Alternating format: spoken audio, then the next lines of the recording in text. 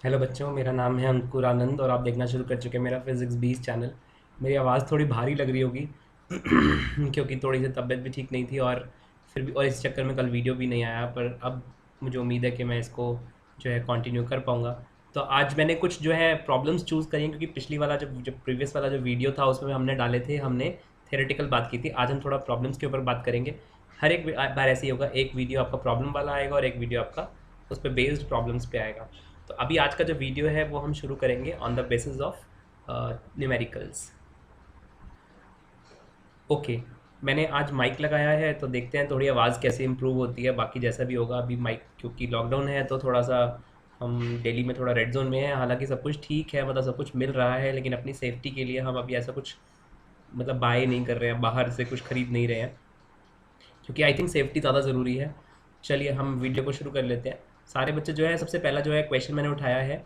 अगर क्वेश्चन आपको क्लियर ना पड़ा जाए तो मैं एक बार क्वेश्चन रीड कर देता हूँ, अगली बार से ये प्रॉब्लम नहीं आएगी। ठीक है, धीरे धीरे इम्प्रूव करता है हर कोई इंसान, तो इसी के साथ में हमारी इंप्रूवमेंट की तरफ एक स्टेप हमारा। एक कार जो है मूव कर रही है along the straight line whose equation of motion is given bye.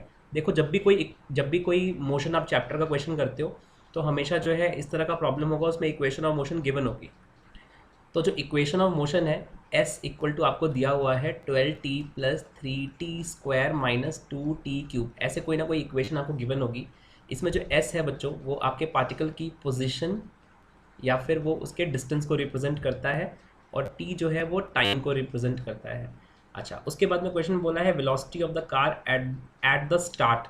जब गाड़ी स्टार्ट का मतलब ये है कि जब गाड़ी का जब जब आपने लेना है T equal to zero. At the start का मतलब होता है जब टी जीरो है, तो जीरो टाइम पे आपको कैलकुलेट करना है उसकी वेलोसिटी। बच्चों, बड़ी क्लियर सी बात है, वेलोसिटी का मैंने आपको एक फॉर्मूला बताया था, पोजीशन में चेंज होना, यानी कि dx/dt हमने पिछली क्लास में लिखा था। हम सिम्बल्स अपने वाले यूज़ कर रहे हैं क्योंकि हम अपने जो हम इसीलिए कह रहा हूँ कि पहले थ्योरी वाली वीडियो ज़रूर देखो। 15-20 मिनट की वीडियो होती है थ्योरी की, और न्यूमेरिकल के आधे घंटे के आसपास की होती है। तो थ्योरी वाली 15 मिनट की वीडियो ज़रूर देखा करो, सो दैट आपको प्रॉपर तरीके से सारा कुछ जो है समझ में आ जाए।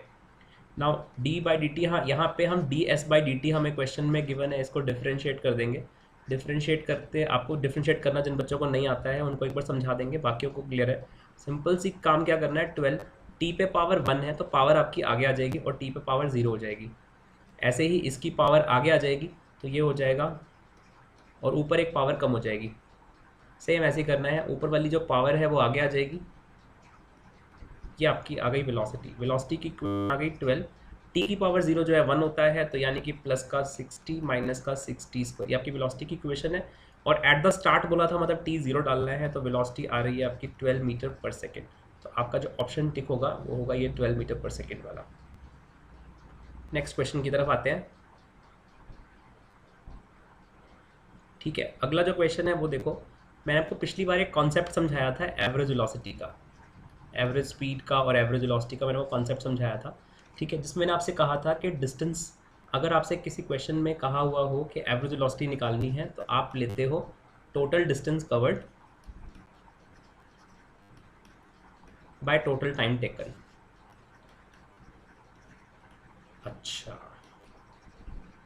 टोटल टाइम टेकन टी है ना। अच्छा, अब आपको मैंने फॉर्मूले भी लिखवाए थे। मान लो दो इंटरवल्स हैं S1 S2, तो टाइम होंगे दो T1 T2। अगर डिस्टेंस और टाइम गिवन है तो, अगर कुछ और गिवन है जैसे वेलोसिटी और टाइम गिवन है, तो ये वाला फॉर्मूला लिखवाया था, डिराइव करके भी बता दिया था, v2 t2 अपॉन में t1 प्लस t2। एक और फॉर्मूला बताया था जो सबसे इंपॉर्टेंट था, वो था s1 प्लस s2 अपॉन में s1/v1 प्लस s2/v2। ठीक है, अब इसमें लिखा है a car moves distance of 200 meter. It covers first half of the distance with 40 and second half of the distance with v। अच्छा, तो मैंने आपको ना एक बात और बताई थी, सारे बच्चों को याद हो, अगर कोई भी जर्नी आपके ऑब्जेक्ट की दो इक्वल डिस्टेंस में होती है, दोनों का डिस्टेंस s है, तो आपकी एवरेज वेलोसिटी का फॉर्मूला, ये वाला फॉर्मूला जो नीचे वाला फॉर्मूला लिखा है हमने थर्ड वाला, उसमें s प्लस s कर दो इसको, तो s/v1 प्लस s/v2 होगा, ऊपर 2s आ जाएगा, नीचे से देखो s कॉमन आ गया, 1/v1 प्लस 1/v2 हो गया। s ने s को उड़ा दिया, किसने किसको उड़ा दिया देख लो, ये आ गया v1 प्लस v2। ये एवरेज वेलोसिटी का फॉर्मूला कब यूज़ करना है, तो दो इंटरवल इक्वल है। अब आपके उस वाले क्वेश्चन में क्या बोला था, उस वाले क्वेश्चन में एक बार क्वेश्चन पढ़ाऊँ मैं आपको, एक बार क्वेश्चन पढ़ लो। हम ऊपर भी कर सकते हैं, जगह है हमारे पास, यहाँ कर देंगे क्वेश्चन को। एवरेज स्पीड जो है 48 दे रखी है, तो वी बार का फॉर्मूला होता है 2v1 v2 अपॉन में v1 प्लस v2। तो मैं ये कोई 48 दे दे, दोनों वेलोसिटी में से एक 40 दे दे, दूसरी वेलोसिटी कितनी होगी v2 आपको फाइंड करना है। ऑप्शंस ये चार हैं, इनमें से एक ऑप्शन आएगा आपके लिए। कमेंट बॉक्स पूरा खुला हुआ है, एक आंसर लिख के बताओ क्या आएगा इस फॉर्मूले को लगा के। नेक्स्ट क्वेश्चन पे चलते हैं। क्वेश्चन नंबर थर्ड क्वेश्चन देखो, प्रीवियस क्वेश्चन में से ही है कोई ना कोई। एक बस ट्रैवल करती है 1/3 डिस्टेंस विद स्पीड 10, स्पीड दी है 10 किलोमीटर पर आवर। 1/3 डिस्टेंस मान लो 1/3 डिस्टेंस मेरा x है, पूरी जर्नी है, पूरी जर्नी का डिस्टेंस मान लो 3x है, तो 1/3 कितना हुआ x हुआ। ठीक है, नेक्स्ट 1/3, अगला 1/3 यानी अगला वाला x, उसकी स्पीड जो है, अगला डिस्टेंस भी x ही है। पहले वाले की स्पीड है 10 किलोमीटर पर आवर, दूसरे वाले की स्पीड कितनी है 20 किलोमीटर पर आवर। अब उससे अगले वाले वाली 1/3 ही है। हाँ, ये S2 था, ये S3 है। उससे अगले वाले की जो स्पीड है वो 60 किलोमीटर पर आवर है। एवरेज स्पीड पूछ रहा है, फॉर्मूला पता है कौन सा लगाओगे, S1 plus S2 plus S3, वही वाला पिछले वाला, S1 by V1, S2 by V2, S3 by V3, ये वाला लगाओ, बात बन जाएगी। अब S1 plus S2 plus S3 तो 3x हो जाएगा, x अपॉन में 10, x अपॉन में 20, x अपॉन में 60, ऊपर से नीचे से x कैंसिल हो जाएगा, नीचे बचेगा एलसीएम, नीचे कितना आएगा 60 ही एलसीएम आएगा, यहाँ बचेगा 6 प्लस 3 प्लस 1, 180 बाई 10 है ना, 18 किलोमीटर पर आवर आ जाएगा। मुझे तो अभी भी ना फीवर वाली फीलिंग आ रही है। ये आ गया हमारा जो है result 18 kilometre per hour. Next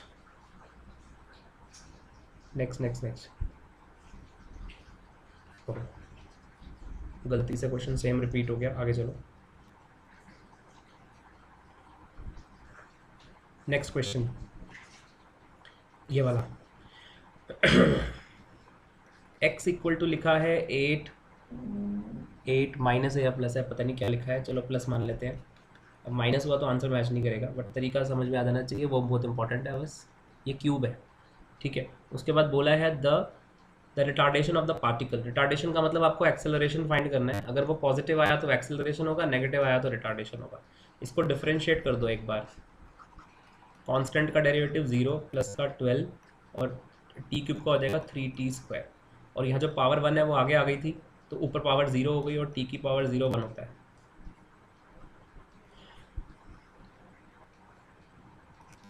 velocity आ गई 12 माइनस 3t²। अब क्या करो, इसको भी डिफ्रेंशिएट कर दो, v को भी डिफ्रेंशिएट कर दो। अब 12 कांस्टेंट है, उसका 0 हो जाएगा, माइनस का 60 आ जाएगा, तो एक्सेलरेशन आ गया माइनस का 60। तो अब एक्सेलरेशन माइनस का 60 है, टाइम देखना पड़ेगा क्या है। इसने बोला है the retardation of the particle when its velocity becomes 0। अब देखो वेलोसिटी 0 बोली हुई है, ये वेलोसिटी की इक्वेशन है, इसमें वेलोसिटी 0 डाल के यहाँ से टाइम निकाल लो।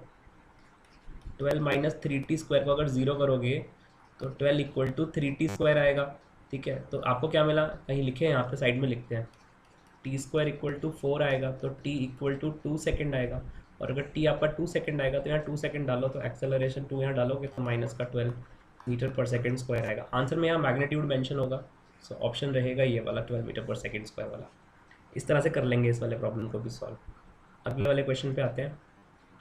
अगला वाला जो क्वेश्चन है उसमें भी आपको एक इक्वेशन दी हुई है, x equal to 9t² minus t का क्यूब, ठीक है। What will be the position of the particle when it achieves maximum speed along x axis. अच्छा, अब ये है बच्चों अच्छा क्वेश्चन, मैक्सिमम स्पीड यानी कि स्पीड को करना है आपको मैक्सिमम।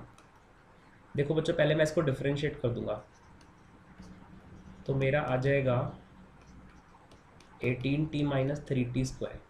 तो मेरी वेलोसिटी आ गई 18t माइनस 3t², ठीक है। अब वेलोसिटी को करना है मैक्सिमम। सुनो बात को ध्यान से, देखो जिन बच्चों को नहीं पता उनके लिए क्लियर कर दे। टाइम के साथ मान लो वेलोसिटी का ऐसा ग्राफ आ रहा है, मान लो इसका क्या आएगा अभी नहीं, अभी ज़रूरत नहीं है समझने की, लेकिन ये समझना है कि मान लो किसी का ग्राफ ऐसा आ रहा है, तो एक पर्टिकुलर टाइम होगा जब आपकी वेलोसिटी मैक्सिमम होगी। इस ग्राफ में देखो, अब देखो बच्चों, अगर आप ध्यान से देखो तो यहाँ वेलोसिटी बढ़ रही है। अगर मैं आपको रेड मार्कर से शो करूँ, देखो वेलोसिटी बढ़ रही है, वेलोसिटी बढ़ रही है, लेकिन पीक पॉइंट पे वेलोसिटी बढ़ना बंद हो जाती है। यानी पीक पॉइंट पे तो चेंज है वेलोसिटी, वो ज़ीरो है विद रिस्पेक्ट टू जो टाइम है ना, वो ज़ीरो है पीक पॉइंट पे। तो आप इसको डिफ्रेंशिएट कर दो और ये आ जाएगा 18 माइनस 60। डिफ्रेंशिएट क्यों कर दो? क्योंकि चेंज इन वेलोसिटी यानी delta V by delta T, change in velocity max peak point पे ज़ीरो होगी, इसको ज़ीरो रख दो।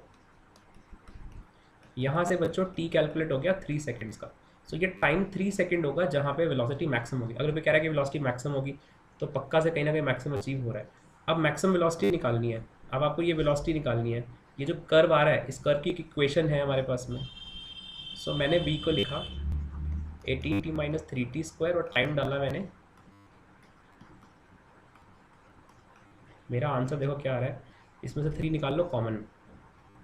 ठीक है, 18 माइनस 9, ये हुआ मेरा 9, 27 मीटर पर सेकेंड। ठीक है, मुझे क्या निकालना था, मैंने तो निकाल दी, मैंने तो स्पीड निकाल दी मैक्सिमम। स्पीड नहीं निकालनी थी, क्या निकालना था? पोजीशन निकालनी थी। लो, अरे चलो मैक्सिमम स्पीड निकालना सीख लिया ना, पोजीशन भी निकाल दो। ठीक है, पोजीशन निकाल लेते हैं। पोजीशन कैसे निकालोगे? ये अच्छा हो गया कि हमने ये वाली बात बता दी बच्चों को, क्योंकि पता तो चलेगा कि पोजीशन निकालने, तो पोजीशन वाली इक्वेशन उठा लो। पोजीशन वाली इक्वेशन क्या थी देखो, ये देखो सारे बच्चे, ये है पोजीशन वाली इक्वेशन। और टाइम कितना इंसर्ट करना था? टाइम हमारा कितना आया था, मेरे ख्याल से टाइम मेरा 3 सेकंड आया था। 3 सेकंड डाल के देखो, x इक्वल टू 9 इंटू में 3 का स्क्वायर माइनस का 3 का क्यूब। सो बेसिकली ये 81 है माइनस 27 है। आंसर देखो कितना आ गया तुम लोगों का, 54 आ गया ना मीटर पर सेकेंड, ए ऑप्शन है। और अगर मैक्सिमम स्पीड बोलता तो क्या ऑप्शन होगा? ये ऑप्शन होता। सो इसका मतलब ये हुआ कि मैक्सिमम स्पीड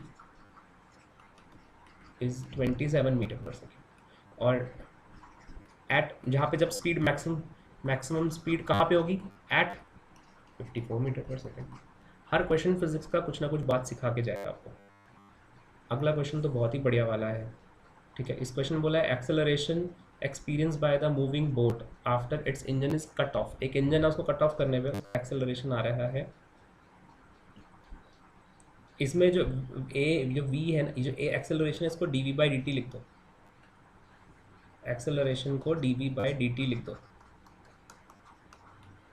उसके बाद में क्या करो, dv बाई वी क्यूब को नीचे ले आओ और इसको इंटीग्रेट करने से पहले ऊपर ले जाके फिर इंटीग्रेट करना। ठीक है, अब देखो वी क्यूब को जब मैं इंटीग्रेट करूँगा, ये मैंने इंटीग्रेशन कर दिया दोनों तरफ। जैसे मैंने इंटीग्रेशन किया, v की पावर -3 का जो इंटीग्रेशन होगा, इंटीग्रेशन का रूल क्या होता है? पावर 1 बढ़ानी होती है।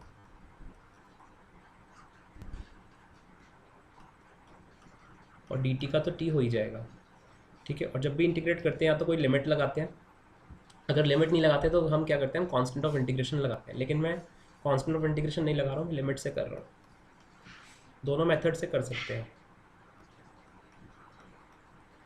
ठीक है, लिमिट ये जाएगा, हमने जाना कहाँ से कहाँ तक है, हमने जाना था, उसने कहा कि जब बोट जब चल रही थी ना, तो जब टाइम ज़ीरो था, यानी हमने जब स्विच ऑफ किया तब हमारी वेलोसिटी वी नॉट थी। जैसे बोट चल रही थी, हमने जैसे ही बोट का जो इंजन था वो स्विच ऑफ किया, यानी जब टाइम ज़ीरो था, तब जब स्विच ऑफ किया उस टाइम पे वेलोसिटी वी नॉट थी। चलती बोट का इंजन स्विच ऑफ कर दिया, अब थोड़ी देर बाद टाइम टी बीत जाएगा, तो थोड़ी देर बाद वेलोसिटी वी हो जाएगी।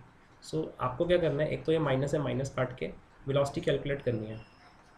1/2v स्क्वायर को आप लिख सकते हो के टी 0 से टी, तो आप इसको लिखोगे। और लिमिट्स कहाँ से कहाँ तक है वो देख लो, वी नॉट से वी तक है। ठीक है बच्चों, और ये मेरा जो आ जाएगा, ये मेरा आ जाएगा 1 अपॉन में 2v स्क्वायर माइनस 1 अपॉन में 2v nought square is equal to K T minus 0। अब मुझे 1/2v स्क्वायर इक्वल टू लिखना है के टी प्लस 1 अपॉन में 2v नॉट स्क्वायर, और 1 अपॉन में 2v square is equal to 2v nought square K T plus 1 upon में 2v nought square. LCM ले लिया मैंने और इसको रेसिप्रोकल कर दो।